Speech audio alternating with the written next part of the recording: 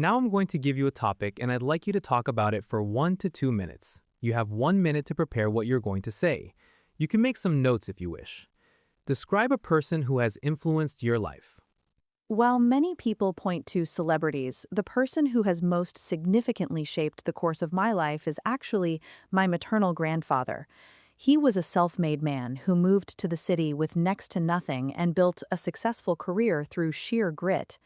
His influence wasn't through long lectures, but through his day-to-day conduct.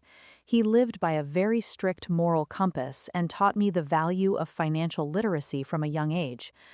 I remember him saying that time is the only currency you can't earn back, a phrase that has resonated with me ever since. He was also an avid reader, and he's the one who first sparked my interest in global affairs by giving me his old newspapers and discussing the headlines with me. His pragmatic approach to life has become the blueprint for how I handle my own challenges. I often find myself asking, what would he do when I'm faced with a tough call? His legacy isn't in what he owned, but in the values he instilled in me.